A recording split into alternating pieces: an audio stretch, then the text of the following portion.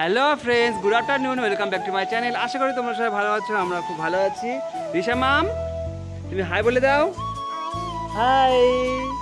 তুমি ম্যাঙ্গো দেখেছো, আম দেখিয়েছো? আম আম তো আমরা রেডি হয়ে গেছি, আমরা এখন বেরোচ্ছি অনুষ্ঠান বাড়িতে। কাল মামা আসছিল, মামা বাড়ি আজকে গোবিন্দভোগের প্রোগ্রাম আছে, মানে পুজো হয়েছে, তাই প্রসাদ খেতে নিমন্ত্রণ করেছে। আমরা বেরোবো এখন। আমি রিশা রেডি হয়ে বাইরে বেরিয়ে গেছি, পিয়ার জন্য অপেক্ষা করছি। পিয়া রেডি হয়ে এখন আসবে, তারপরে আমরা তিনজন মিলে বেরোবো। আর শাশুড়ি মা সকাল সকাল চলে গেছে, সেখানে কিছু কাজকর্ম করতে হবে, শ্বশুর মশাই চলে গেছে। তো আমরা এখন বেরোবো। নামাম, মাকে রাখো, মামামকে রাখো। মামাম, প্রোগ্রামটা আছে মামা বাড়িতে, তো চলো যাওয়া যাক, সেখানে গিয়ে তোমাদের সঙ্গে আবার দেখা হবে। আর পিয়া চলে আসছে, এই যে। এত লেট কেন? চলো চলো চলো, আমরা যাই এখন। চলো।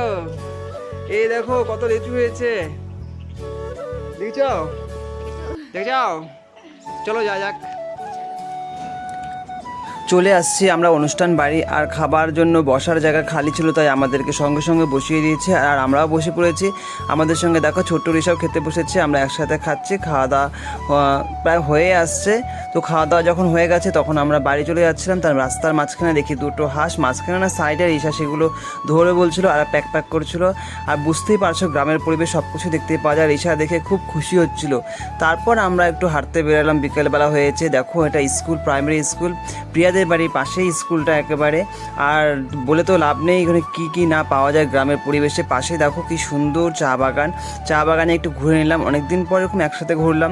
তারপর আমরা বাড়ির দিকে রওনা দিলাম। বাড়ির দিকে রওনা দিতে দেখি বাড়ির সামনে যে আম গাছটা ছিল সেখান থেকে আমার মা আম পাড়ছিল। তো একা একাই আম পাড়ছিল, আর আমগুলো দেখো অনেকটাই বড় হয়ে গেছে, চাটনি খাওয়ার উপযুক্ত, তাই সেগুলো চাটনি খাবার জন্য পাড়ছিল। আর ওখানে দেখো মাসি এসে দাঁড়িয়েছিল প্লাস্টিক ধরে, যেগুলো আমগুলো সব ঢোকানোর জন্য।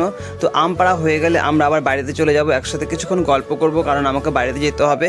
তো বাড়িতে এসে দেখি রিসা কি সুন্দর একা একাই খেলা শুরু করে দিয়েছে। চুটকি চুটকি চুটকি কই তুমি? চুটকি চুটকি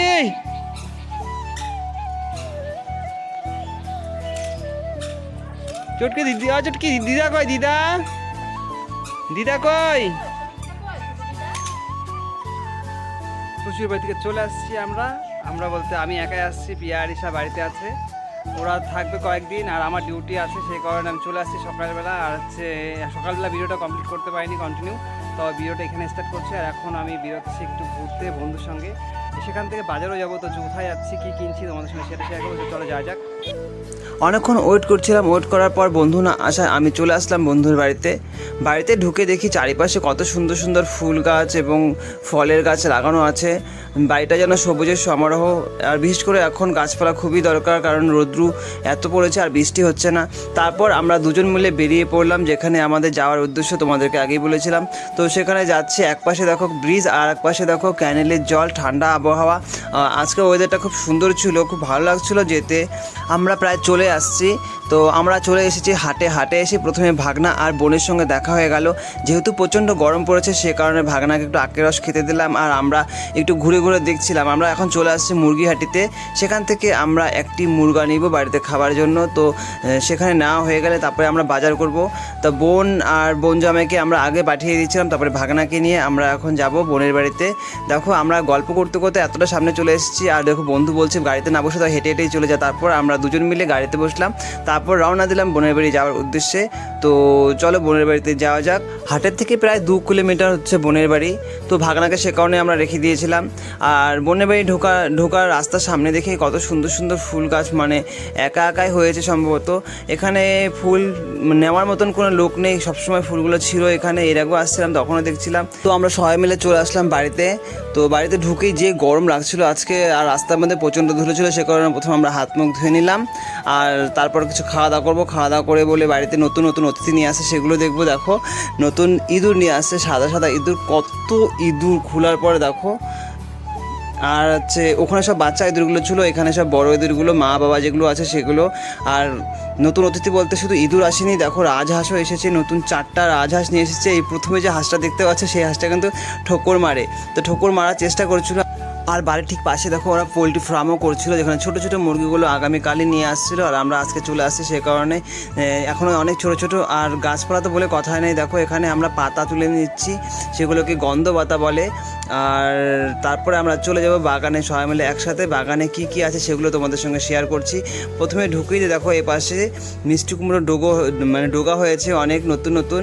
আর যেগুলো ডাটা গাছ ছিল সেগুলো তো একবারে মরে গেছে জলের অভাবে। এখানে ভেন্ডি গাছে দেখো, ভেন্ডি গাছও মরে গেছে। তারপর এখানে বেগুন গাছের কোনো জল টল পড়েনি, সে কারণে বেগুনও ধরেনি। বুঝতেই পারছো জল পড়ছে, কিন্তু এত রোদ্রে কি কিছু থাকে। আর ওখানে দেখো একটা লেবু গাছ দেখা যাচ্ছে, লেবু গাছে কিন্তু লেবু ভর্তি ধরেছে। আর পাশে ভুট্টো গাছ ছিল, মানে ভুট্টো বাগান ছিল। আর এখানে পুঁইশাক গাছগুলো ভালো হয়েছিল, কারণ সেখানে প্রতিদিন জল দেওয়া হয়। প্রত্যেকটা গাছে জল দেওয়া তো সম্ভব না, জল তুলে তুলে ভুট্টাগুলো প্রায় বাড়তি হয়ে গেছিলো। ভুট্টা বাগানটা দেখছিলাম, দেখতে দেখতে দেখি পাশে আবার তেজপাতা বাগান। আর ডাটা গাছগুলো যেগুলো ছিল, ডাটা গাছগুলো একবারে খাওয়ার উপযুক্ত ছিল না, সেগুলো একেবারে নষ্ট হয়ে গেছে। সিম গাছগুলো ফুল আসছে নতুন নতুন, কিন্তু সেগুলো নষ্ট হয়ে গেছে রোদ্রের তাপে। তো বৃষ্টি না হওয়াতে এত প্রবলেম দিচ্ছে, কৃষকদের তো প্রচণ্ড ক্ষতি হচ্ছে। আর পাশেই দেখছি কি সুন্দর ফুল গাছে ফুল ফুটেছে, ফুলগুলো তো খুব সুন্দর লাগছিলো, কারণ সাদা এবং কি বলবো গোলাপি কালার বলবো না কি কালার বলবো, একসাথে মিক্সিং হয়েছিল ফুলগুলোর নাম তো কাগজ ফুল বলি আমরা। তোমরা কি বলি জানো, তোমরা কি বলো সেটা বলতে পারলাম না। আর আমি যখন এক পাশে ছিলাম তখন ভাগনা ওপাশ থেকে আমাকে টুকি করছিল, ভাগনা লুকিয়েছিল আমার সাথে খেলার জন্য। তো আমিও যখন টুকি করলাম, ভাগনা তখন বললো মামা তুমি আমাকে খোঁজো। তখন আমি পেছনে চলে গেলাম কোথায় লুকিয়েছে খোঁজার জন্য।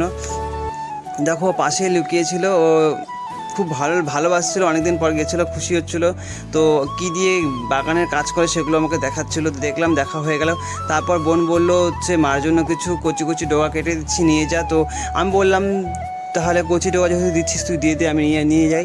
তখন বোন কাটতে পারছিল না ঠিক মতন, কিছুক্ষণ পর দেখি বোন জামাই চলে আসলো। তখন বোনকে বললো তুমি ভালো করে কাটতে পারছো না, দাও আমি ভালো করে কেটে কচি ডোকাগুলা দিয়ে দিই। তখন বোন জামাই নিজে সব কচি ডোকাগুলা কেটে দিচ্ছিলো, যেহেতু শাশুড়ি মা খাবে বলে কথা। তারপর আমরা চলে গেলাম ভুট্টা বাগানে। সেখানে ভুট্টা বাগান থেকে ভুট্টা প্রায় তোলা হয়ে গেছে, অনেকগুলো তুলে দিয়েছে বাড়িতে নিয়ে যাবার জন্য। বোন সেগুলো নিয়ে বাড়ির জন্য রওনা দেওয়ার জন্য সব প্রস্তুত করছিলো, কীভাবে বাড়িতে নিয়ে যাবে। আর এখানে দেখো মিষ্টি কুমড়ো ডোকাগুলো নিয়ে নিয়েছি আমরা। তো তেজপাতাও নিয়ে নিয়েছি। তারপরে আমরা বাড়ির দিকে রওনা দিচ্ছি। আর ভাগনা বলছে মামা টমেটো নেবে না, টমেটো ভাগনা নিয়ে তুলে দিচ্ছে আমাদের জন্য। তো বন্ধুরা আমরা এখন বাড়িতে চলে যাব। বাড়িতে চলে যাওয়ার পর সেখান থেকে আমরা একেবারেই বাড়িতে চলে যাবো আমাদের বাড়িতে। তো বন্ধুরা আজকের ভিডিওটা কেমন লাগলো তোমরা কমেন্ট করে জানাবে। আজকের জন্য টাটা, সবাই ভালো থাকবে, সুস্থ থাকবে, টাটা।